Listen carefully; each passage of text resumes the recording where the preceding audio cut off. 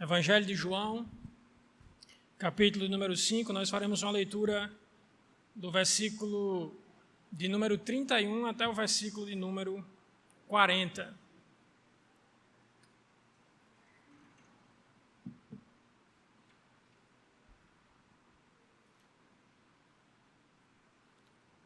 O texto diz o seguinte: se eu dou testemunho a respeito de mim mesmo, meu testemunho não é verdadeiro. Outro é aquele que dá testemunho a respeito de mim, e sei que o seu testemunho, aquele que ele dá a respeito de mim, é verdadeiro. Vocês mandaram mensageiros a João, e ele deu testemunho da verdade.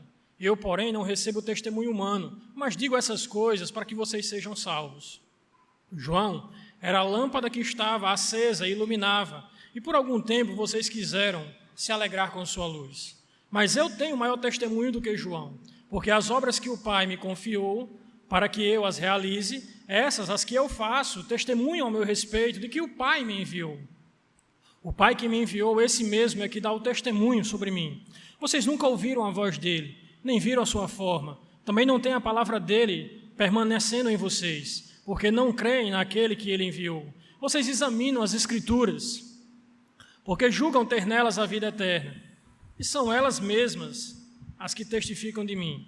Contudo, vocês não querem vir a mim para terem vida. Meus irmãos, eu queria pregar nessa noite a respeito de uma pergunta bem interessante, mas também extremamente importante. Quem é Jesus? Para algumas pessoas, Jesus foi apenas um daqueles lunáticos religiosos, que aí pensava que era o Filho de Deus, pensava que era filho de Deus, mas aí ele começou a perceber que não era o Filho de Deus a partir do momento que ele foi preso, e que ele foi açoitado, e que depois ele foi crucificado, e por fim ele morreu iludido em uma cruz. Outras pessoas acham que Jesus é uma espécie de líder religioso muito bom, que ensinou as pessoas a amar, que ensinou as pessoas a ter um padrão moral elevado, a não mentir, a não roubar, a ser caridoso com as pessoas. Mas, meus irmãos, uma coisa é interessante. Se Jesus diz que ele é o Filho de Deus, e ele não é o Filho de Deus, então uma pessoa boa ele não pode ser. Porque uma pessoa boa não mente e não engana as pessoas. Mas, de fato, Jesus ele diz que ele é o Filho de Deus.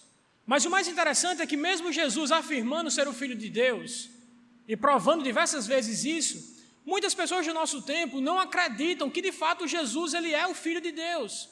Muitas pessoas mantêm a sua mesma posição de achar que Jesus estava enganado, de achar que Jesus estava iludido, ou de achar que Jesus estava meramente enganando aquelas pessoas. Mas a questão é, será que temos como saber que Jesus era, de fato, o Filho de Deus? Assim como muitas pessoas, meus irmãos, no nosso tempo, não creem que Jesus ele é o Filho de Deus, nos dias de Jesus, nos tempos de Jesus, haviam também várias pessoas que não criam. Todo o capítulo 5, meus irmãos, se desenrola uma trama para matar Jesus. E o motivo de tramarem para matar Jesus foi porque Jesus acabara de afirmar de que ele era o Filho de Deus. E os líderes religiosos daquela época começaram a acusar Jesus de blasfêmia. E como a blasfêmia era condenada e era sentenciada à morte, então eles queriam matar Jesus, estavam planejando matar Jesus porque Jesus se disse Filho de Deus. E como Filho de Deus, ele se fez igual a Deus. Ele diz, olha, o meu Pai trabalha até agora e eu também trabalho. Então Jesus, a partir desse verso, depois de os judeus começarem a perseguir ele, por ele afirmar que ele é o Filho de Deus, Jesus começa a mostrar pelo menos 4 testemunhos que atestam de que fato ele é o Filho de Deus. 4 testemunhos, e sobre esses 4 testemunhos que eu quero falar nessa noite, que apresentam quem é Jesus, o Filho de Deus. O primeiro testemunho que Jesus chama para convencer aqueles homens que de fato ele é o Filho de Deus, é o testemunho de João Batista. Veja o que é que diz, meus irmãos, de forma bem simples, os versos 33 a 35. Ele diz, outro é o que dá testemunho de mim, e eu sei que o seu testemunho, que ele dá a respeito de mim, é verdadeiro. Vocês mandaram mensageiros a João, e ele deu testemunho da verdade. Eu, porém, não recebo testemunho humano, mas digo essas coisas para que vocês sejam salvos. João era uma lâmpada que estava acesa e iluminada, e por algum tempo vocês queriam se alegrar com ele. Meus irmãos, quando nós olhamos no próprio Evangelho de João, o ministério de João Batista, nós percebemos que João Batista ele vem e aponta para quem Jesus de fato é. Lá no capítulo 1, tanto os versos 19, 30 e 34, nós encontramos João Batista apontando e mostrando que Jesus de fato é o Cristo, é o Messias, é o Filho de Deus tão profetizado no Antigo Testamento. Ele diz, olha, eis o Cordeiro de Deus que tira o pecado do mundo, eis aquele que eu não sou digno de nem sequer amarrar as suas sandálias, eis aquele que batizará vocês com o Espírito Santo. João, o ministério de João foi apontar para Jesus, foi fazer o coração das pessoas se voltarem para Jesus em arrependimento e com fé. Ele é aquele que foi profetizado em Malaquias, que viria adiante do Senhor, preparando o caminho, mostrando o batismo de arrependimento, falando que as pessoas precisariam se arrepender, colocar a sua fé em Jesus e ser salvo. E os fariseus daquela época entendiam que João era um profeta. Aliás, Deus havia passado 400 anos, meus irmãos. 400 anos sem trazer uma palavra profética, uma única palavra. Foram os famosos 400 anos de silêncio. Mas aí quando João Batista aparece, e as pessoas percebem que ele é um enviado de Deus, que ele é um profeta de Deus, as pessoas começam a se animar. E por quê? Deus passou 400 anos sem falar com o seu povo. Durante 400 anos nenhum profeta verdadeiro se levantou, mas agora João Batista estava de pé, provando que Deus ainda amava o seu povo, que Deus ainda queria que o seu povo se voltasse para ele. Então os líderes religiosos daquela época ficaram atônitos, animados, felizes, porque a era messiânica, a era da salvação, do Messias que viria, poderia estar muito perto. Todas aquelas pessoas, todos aqueles líderes, toda a religião judaica começou a se alegrar. E começou a sentir alegria em João Batista. Mas aí, meus irmãos, depois se voltaram contra João Batista, assim como agora estavam se voltando contra o próprio Jesus. E é interessante, meus irmãos, que Jesus diz, no final do verso 35, ele diz que aqueles judeus queriam se alegrar com João Batista. Mas Jesus, ele diz, eu tenho uma luz maior. Jesus era maior do que João Batista. E normalmente nós imitamos os judeus, meus irmãos, nesse ponto. Nós somos bem parecidos com os judeus. Nós costumamos, meus irmãos, e amamos as coisas desse mundo. Coisas essas que são presente de Deus. Nós nos alegramos com a chuva, nós nos alegramos com os campos produzindo, nós nos alegramos em tudo de bom que esse mundo produz, mas muitas vezes não nos alegramos naquele que é o doador de todas as coisas. Os judeus estavam inicialmente se alegrando com o ministério de João Batista. Deus estava falando de volta com o seu povo, mas agora eles se voltam contra aquele que enviou João Batista, aquele que é a inspiração dos profetas, aquele que ungiu João Batista, aquele que escolheu João Batista desde o ventre materno para anunciar a grandeza dele. Nós somos muito parecidos, meus irmãos. Nós vivemos de um mundo, infelizmente, como o hino foi cantado aqui, e eu estava pensando nesse hino quando eu estava fazendo esse ponto do sermão. O hino que nós cantamos aqui disse que nunca foi sobre nós. Nunca foi sobre nós, nem sobre o que a gente pode fazer. Nunca. Nós vivemos em um mundo em que foi ensinado para mim e para você que tudo é sobre nós. São as nossas realizações, são os nossos projetos. Tudo é sobre a minha vontade, mas a verdade é que mentiram para mim e para você. O mundo nos enganou, nunca foi sobre nós, tudo é a respeito de Jesus de Nazaré. Você está vivo e respirando agora porque Jesus quer, é por causa dele que você vive e respira. As estrelas estão brilhando agora, no universo, porque é da vontade de Cristo, é por causa dele. As coisas estão como estão, sendo sustentadas e não entram em colapso total, porque ele está controlando todas as coisas. E ele está agindo de uma forma miraculosa. Muitas vezes alheia a nossa compreensão. Como Deus pode estar no controle de tudo isso? Mas ele está. Tudo foi feito para ele, por ele. Ele é a razão das coisas existirem. Ele é a razão das coisas estarem sendo restauradas. Ele é a razão de tudo um dia que será consumado. Ele é a razão de tudo. Nunca foi sobre mim e sobre você. Mas nós normalmente, como os fariseus, como os judeus, como os líderes religiosos daquela época, nós nos alegramos nas coisas. Nós nos alegramos nas bênçãos, mas nos esquecemos de nos alegrar naquele que é o doador de todas as coisas. Jesus está dizendo, vocês enviaram mensageiros a João, e ele testificou de mim, mas eu tenho um testemunho maior do que o de João, muito maior. E aí ele aponta para o segundo testemunho, que prova de que fato ele é o Filho de Deus. Ele diz, meus irmãos, percebam, a partir do 36, mas eu tenho um testemunho maior do que João, porque as obras que o Pai me confiou para que eu as realizasse, essas que eu faço, testemunham ao meu respeito de que o Pai, mais uma vez Jesus está chamando Deus de Pai, que o Pai me enviou. Não apenas João Batista é o testemunho de que Jesus é o Filho de Deus, mas as próprias obras que Jesus faz, que Jesus realizou, provam que ele é o Filho de Deus. Meus irmãos, olhem para o que Jesus fez. Jesus curou leprosos, quando a medicina da época não havia possibilidade alguma de dar alívio a tal doença. As pessoas eram consumidas por essa doença até os ossos aparecerem. Matava lentamente, agonizante. Um povo rejeitado. Mas Jesus curou leprosos. Jesus deu ordens, a própria ordem criada, uma grande tempestade se volta a ponto de querer derrubar o barco onde os discípulos estavam. Jesus dá ordem às forças naturais e elas obedecem. O texto diz que depois que Jesus dá ordem àquela tempestade, ela se torna tão calmo que o mar fica parecendo como um vidro. Tranquilo e calmo. Porque Jesus, ele é esse Deus, ele tem poder, as obras que ele faz manifestam e revelam que ele é o Filho de Deus.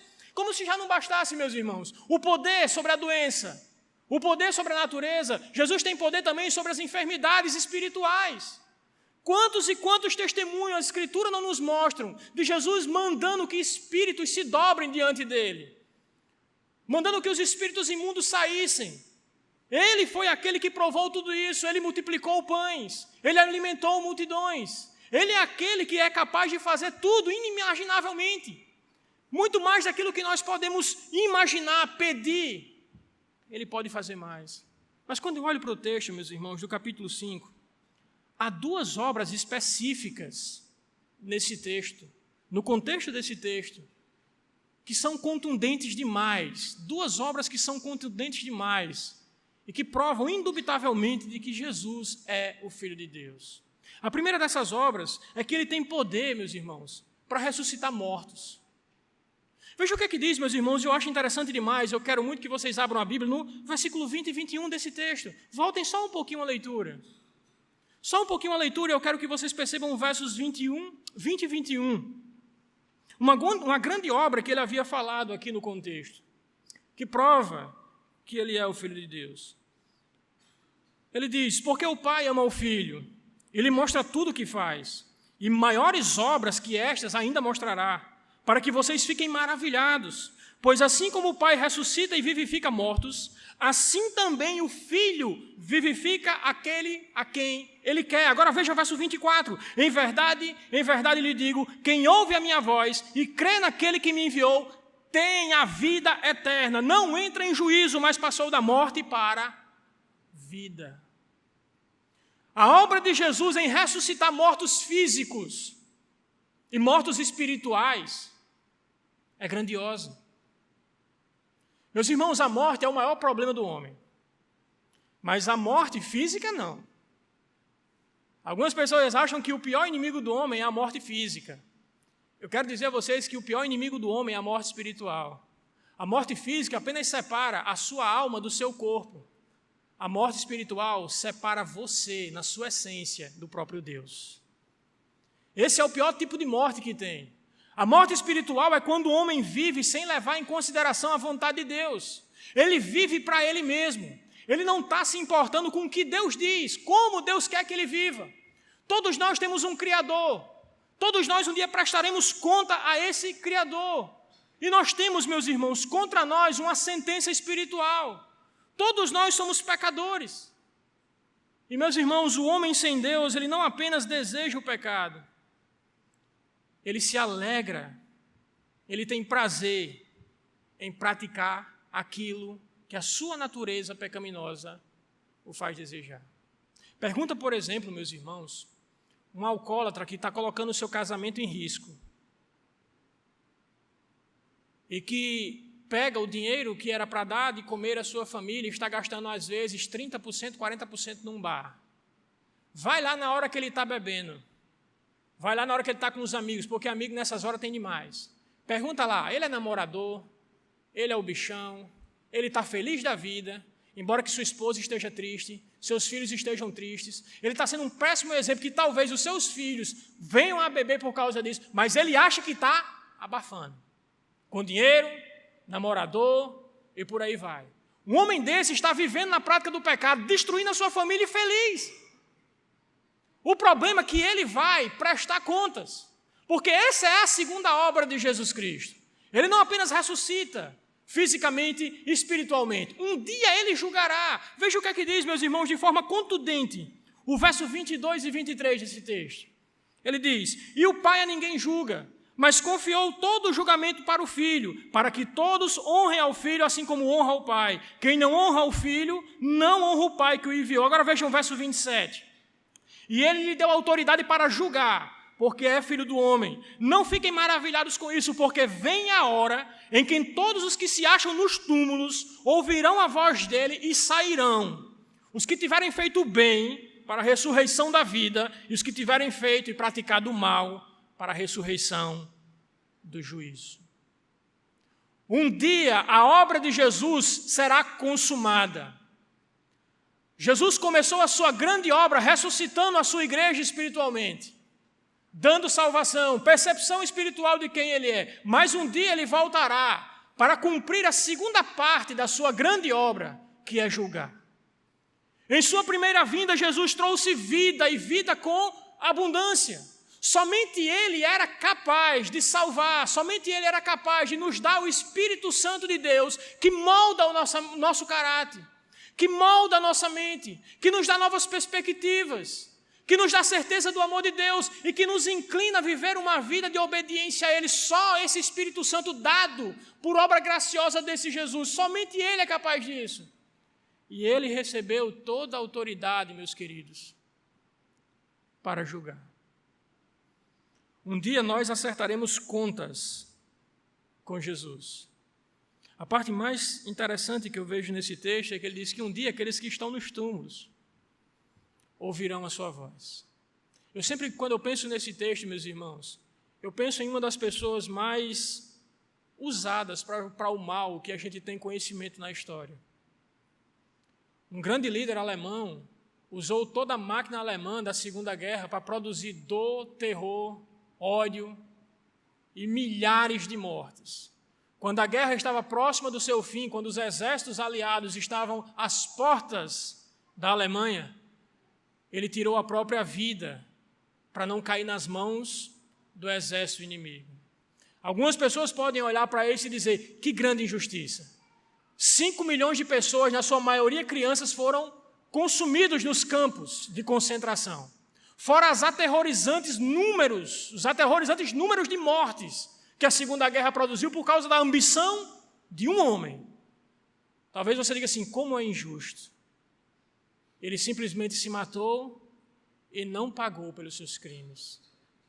Quantas vezes a gente olha para os nossos políticos corruptos, que se safam pelas brechas da lei, por causa de outras pessoas ainda mais corruptas, e nós nos perguntamos, que injustiça.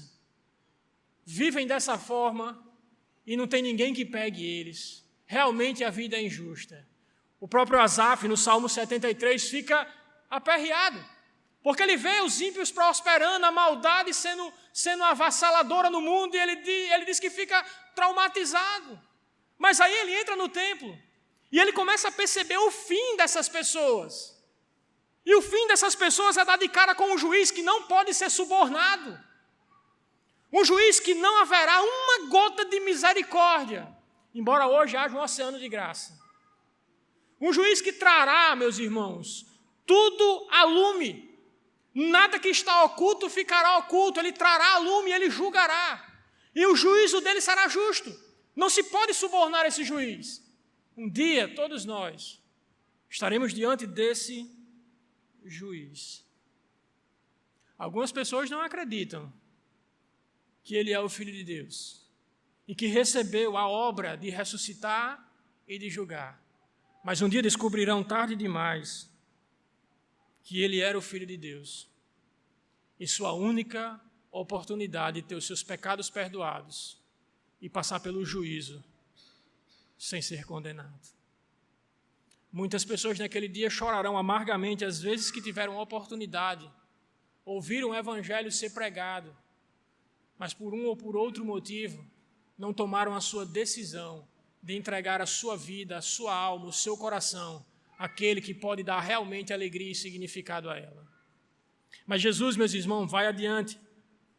Ele fala sobre o testemunho de João Batista, ele fala sobre o testemunho das próprias obras que o Pai permitia que ele fizesse, mas de forma contundente, verso 37 e 38, ele diz que o próprio Deus dá testemunho de que ele é o Filho de Deus. Veja verso 37 e 38. O Pai que me enviou, esse mesmo é quem tem dado testemunho de mim. Vocês nunca ouviram a voz dele, nem viram a sua forma. Existe uma grande possibilidade, eu diria 99,9% de chance, de Jesus estar se referindo, meus irmãos, àquele texto de Lucas 3, versos 21 e 22, que quando ele é batizado, uma voz do céu, como um grande trovão, diz: este é o meu Filho amado, em quem eu tenho prazer. Muitas pessoas estavam naquele batismo, muitas pessoas ouviram a voz, muitas pessoas comentaram de tal feito uma grande voz, como de um grande trovão, um grande estrondo vindo do céu, dizendo que aquele que estava sendo batizado naquele momento era Jesus. E aqueles religiosos ali sabiam dessa história, talvez muitos estivessem ali, ouvindo João Batista, e quando Jesus é batizado, aquela voz gloriosa dos céus diz: esse é o meu Filho. E, meus irmãos, Deus sempre deu testemunho de que Jesus é o Filho de Deus. O apóstolo Paulo, em Romanos capítulo 1, diz que ele foi ressuscitado. E o Espírito testemunhou que ele é o Filho de Deus em poder. Deus testemunhou que Jesus, de fato, era o seu Filho, a levantar ele dos mortos, a ressurgir. Ele morreu, ele sofreu, mas ele venceu a própria morte, provando que ele é maior do que a própria morte. Nós cuidamos da nossa saúde e não há nada errado nisso. Mas um dia, meus irmãos, a morte vai bater à sua porta. E o problema maior é que você, na maioria das vezes, não estará preparado. Talvez você não possa imaginar, mas foi a última vez, alguma pessoa não possa imaginar, mas talvez a última vez que você beijou a sua esposa e disse que a amava, seja quando você saiu para trabalhar. Quantas pessoas não perceberam isso, não é verdade? Quantas pessoas não perceberam que aquela foi a última vez que ele teve a companhia daquele amigo que ele jogou tanta bola quando era criança com ele? Nós não estamos, meus irmãos, preparados para a morte, porque nós não sabemos o dia que ela vem. A única forma, meus irmãos, de estar seguro para uma coisa que a gente sabe que não vai acontecer no nosso tempo, quando nós esperamos ou quando nós queremos, é a morte. A única forma de estar preparado, meus irmãos, é colocando a fé em Jesus, porque Ele é o Filho de Deus, e Deus provou isso, ressuscitando Ele dentre os mortos e declarando Ele ser o Filho de Deus em poder, aquele que venceu a própria morte, um inimigo que a ciência tenta lutar e adiar, mas não pode vencê-lo. Jesus venceu a morte. Mas aí Jesus, meus irmãos, dá um quarto, e esse foi o argumento final contra aqueles religiosos. Nos versículos 39, é importante, ele fala sobre o testemunho de João Batista, o testemunho das obras de Deus, das obras que Deus deu a ele, todas as obras graciosas, ressuscitar, julgar, curar. Ele deu testemunho através do próprio batismo de Jesus, quando a voz vem dos céus. Mas o próprio testemunho das Escrituras nos levam a crer que Jesus, ele é o Filho de Deus. Veja o verso 39. Vocês examinam a Escritura, porque julgastes ter nela a vida eterna, e são elas que testificam de mim. Aqueles líderes religiosos conheciam, liam a Bíblia constantemente, diversas vezes, mais do que eu e você vamos ler em toda a nossa vida.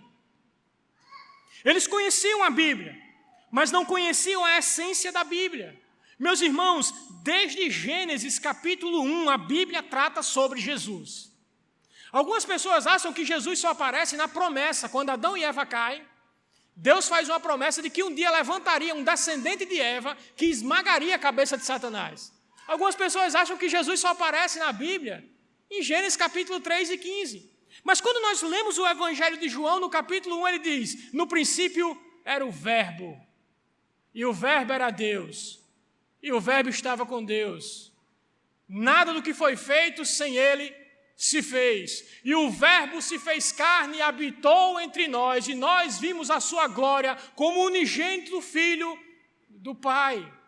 Jesus estava lá na criação. Nada que foi feito nesse mundo, nada que existe nesse mundo pode viver e pode existir fora dele. Ele é a razão de estarmos aqui. Ele é a razão de você ter vindo aqui nessa noite.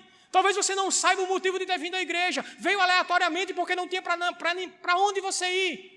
Mas Jesus controla a sua vida, embora você creia nisso ou não. E se você está aqui nessa noite, foi Jesus e a sua vontade soberana que trouxe você aqui. Meus irmãos, não importa de onde você leia a Bíblia, todas as Escrituras apontam para Jesus. Se você lê o livro da lei, ensina sobre o caráter de Jesus. Os livros históricos contam a história dos descendentes de Jesus. Se você partir para os livros de sabedoria, os livros sapienciais, eles falam da sabedoria de Jesus prefigurada. Se você vai para os profetas, eles falam sobre a vinda de Jesus. Se você vai para os evangelhos, eles falam sobre a vinda de Jesus fisicamente, sua morte e sua ressurreição. Se você vai para o livro de Atos, ele conta a história da igreja de Jesus. Se você vai para as epístolas, você aprende sobre a doutrina de Jesus. Se você chega em Apocalipse, você aprende sobre a vitória final desse Jesus. Tudo existe por causa dele, para ele, por ele. A ele seja, pois, toda a glória eternamente. Amém. Essa é a vontade de Deus, que tudo girasse em torno de Jesus. Não importa onde você leia, a Bíblia é um livro sobre Jesus, mas os fariseus, os religiosos daquela época, não conseguiam entender isso. Liam a Bíblia e esperavam um Deus triunfal, um Jesus messiânico político, que iria libertar eles do jugo de Roma. Mas encontraram o servo sofredor de Isaías 53, aquele que vem para morrer pelo meu e pelo seu pecado, mas depois voltará em triunfo para derrotar os seus inimigos. Meus irmãos, eu fico me perguntando a terrível afirmação do versículo 40. Veja o que é que diz o verso 40. Jesus diz: contudo, apesar de cada um desses testemunhos, João Batista, as obras, o próprio Pai e as Escrituras, contudo, vocês não querem vir a mim para terem vida. Jesus não está falando de vir fisicamente, porque eles já estavam próximos. O vir aqui é colocar a fé em Jesus. É se arrepender, é reconhecer que somente Jesus pode salvar, que eu não posso me salvar por mim mesmo. Mas o motivo daqueles judeus não quererem aceitar Jesus era justamente nesse ponto, nessa tecla. Eles queriam a glória uns dos outros. O verso 44 desse texto é contundente. Jesus disse que eles gostavam de receber a glória uns dos outros. Eles queriam se esforçar para se salvar por eles mesmos. Não queriam depender de um carpinteiro nascido em Nazaré. Não queriam acreditar que a salvação viria da morte de uma pessoa que não era o Messias político que eles esperavam. Jesus estava dando a sentença de morte deles. Apesar de todos esses testemunhos de que eu sou o Filho de Deus, e que só pode haver salvação em mim, vocês não querem vir a mim para terem vida. Jesus está claramente dizendo que a vida se encontrava nele. E apesar de todos os testemunhos de que ele é o Filho de Deus, aquelas pessoas não queriam colocar a fé nele, por causa da sua religião por obras, porque achavam que podiam se salvar pelas suas próprias forças. Mas deixe-me fazer uma pergunta, eu quero concluir com ela.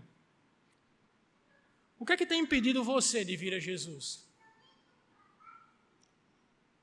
Pense no seu coração.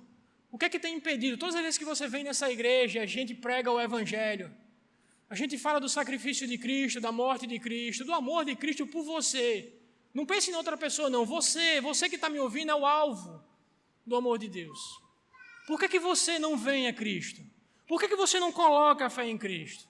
Algumas pessoas, meus irmãos, não querem vir a Cristo porque, infelizmente, elas não se consideram pessoas pecadoras. Infelizmente. Mas, meus irmãos, quando nós olhamos para a Bíblia, esse era o problema, talvez, daquele hipócrita do capítulo 18, que ele estava orando lá, sobe 2 homens para orar, e um deles diz assim, Senhor, obrigado por eu não ser como esse publicano, eu dou o dízimo, eu jejum, eu oro. E Jesus disse que aquela outra pessoa disse, olha, Senhor, seja propício a mim, porque eu sou pecador. Nem levantar os olhos ele levantava. Senhor, tenha misericórdia, porque eu sou pecador. Jesus disse que um desce justificado, o outro não. E o que desce justificado é aquele que reconhece que é pecador. Nós vivemos num mundo em que acha que pecado é só quem mata, quem rouba, quem está no presídio. Às vezes nós chegamos a pensar que quem precisa de Jesus é o bêbado. Mas aquela pessoa que está socialmente ok, empresa, família, está tudo estruturado, ele continua sendo um pecador e precisa de Cristo tão quão o bêbado que está sobre o seu próprio vômito na calçada de um bar. Todos nós somos pecadores, a prova maior é que a própria Bíblia diz isso, todos pecaram, mas não apenas a Bíblia. A nossa consciência nos acusa do quão pecadores nós somos. Agora deixe-me dizer a vocês, Romanos capítulo 2, verso 14 e 16, diz que nós seremos julgados segundo os nossos pensamentos. Aquilo que você esconde, aquele tipo de pensamento que você não tem coragem de dizer para uma pessoa que só você sabe, aquele tipo de pensamento pecaminoso que você tem, Deus sabe. E Ele vai lhe julgar através desse pensamento. Ele sabe o que você pensou. Meus irmãos, se Deus tivesse a oportunidade aqui de todos nós termos o nosso coração aberto e revelado o que nós pensamos durante a semana, algumas pessoas aqui talvez vomitariam. Talvez não olhassem nunca mais na cara do outro, porque só Deus sabe o que habita no nosso coração. Pastor não sabe, líderes não sabem, só Deus sabe o que habita no nosso coração. E Ele sabe o que tem no seu. E você sabe que você é pecador. Então a desculpa de não vir a Jesus porque se acha que não é pecador, não é válida. Você sabe que você peca. Você sabe quais são as suas falhas. E você sabe que precisa deixar essas falhas. Algumas pessoas talvez não venham a Jesus, meus irmãos, porque não querem abandonar os pecados. Esse foi o pecado daquele jovem rico. Vocês lembram quando aquele jovem rico chega para Jesus, lá no capítulo 18? É incrível. Ele diz assim, bom mestre, o que eu tenho que fazer para herdar a vida eterna? Aí Jesus diz, você conhece os mandamentos? Conheço. Honra pai e mãe, ame o Senhor. Eu tenho feito isso desde a mais tenra idade. Aí Jesus diz, rapaz, se você quer ser perfeito, vá, venda o que você tem, dê metade aos pobres, depois venha e me siga. Aquele homem disse que cumpria toda a lei, mas Jesus mostrou qual era o pecado dele, o amor ao dinheiro. E Jesus disse que a única forma dele seguir a ele e ter a vida eterna é abandonar o pecado. Mas aquele homem amou muito mais as riquezas e o pecado do que o próprio Deus. E apesar de ser uma pessoa socialmente boa, honrar pai e mãe, não matar, não roubar, saiu perdido. O chamado de Jesus para nós é que nós venhamos a Ele com fé, mas também abandonando os nossos pecados. E deixe-me encerrar agora com o terceiro ponto interessante. Algumas pessoas dizem assim, Moisés, eu sou pecador, porque a Bíblia diz, a minha consciência revela que eu sou pecador. Isso é um fato. Moisés, eu quero deixar os meus pecados. Eu quero ir a Jesus Cristo com fé e receber a salvação, porque eu sei que esse é o único caminho. Mas, Moisés, está faltando aquela coisa. Sabe aquele negócio? Tipo assim, tudo que você está dizendo agora é verdade, mas eu não consigo me levantar da cadeira, parece que está faltando alguma coisa. Eu preciso, sei lá, de alguma coisa no meu coração. Eu preciso de alguma coisa agora extraordinária, provando que essa é a vontade de Deus para a minha vida. Meus irmãos, nenhuma revelação adicional vai ser dada a você. Jesus diz que a Escritura é suficiente. Todas as vezes que você escuta o Evangelho tem duas coisas a oferecer: salvação e condenação. Não existe meio termo no Evangelho. Ele só oferece duas coisas. Ou você se entrega a Cristo com fé e recebe a vida eterna, ou você rejeita a Cristo e sentencia a sua vida à perdição. Jesus disse: olha, vocês não querem vir, é vocês quem não querem vir a mim para terem vida. Aqueles homens tinham tudo, a Bíblia claramente, eles tinham tudo ali para crer em Jesus, mas preferiram continuar na sua incredulidade. Continuaram achando que essa coisa de igreja, essa coisa de fé, é só para gente que está doente. Opa, algumas pessoas dizem que igreja é só para dar dinheiro ao pastor, porque a gente sabe que tem esses comentários. Muitas pessoas olham para o Evangelho e ridicularizam por causa da vida de pessoas que se dizem evangélicos, estão dentro da igreja, mas não são evangélicos, não são realmente de Deus. E aí botam uma série de desculpas para não vir a Jesus. Eu quero dizer a você, meus irmãos, se você escutou a palavra de Deus nessa noite, você se tornou indesculpável. A oportunidade de salvação foi pregada, assim como a oportunidade de salvação foi pregada para aqueles homens. Mas, infelizmente, eles não quiseram vir a Cristo para ter vida. Eu pergunto, você vai permanecer nessa mesma condição? Você pode ter certeza de que você consegue viver sem a bênção, sem a presença desse Jesus que controla todas as coisas? Você acha que você pode ser feliz nesse mundo sem a presença desse Jesus no seu coração? Se você acha que você consegue, saia dessa porta sem tomar nenhuma decisão por Jesus Cristo. Mas se você entende que Jesus é de fato o Filho de Deus, que veio ao mundo para morrer pelo nosso pecado, para nos dar vida e vida com abundância, nos livrar do juízo vindouro e nos dar uma nova perspectiva de viver nesse mundo, apesar do sofrimento, mas com alegria de saber que um dia estaremos com Ele para sempre. Você pode aceitar Jesus nessa noite. Você pode vir a Ele com fé e você pode receber a salvação da sua alma. Que Deus abençoe grandemente a vida de vocês, no nome precioso de Jesus. Amém.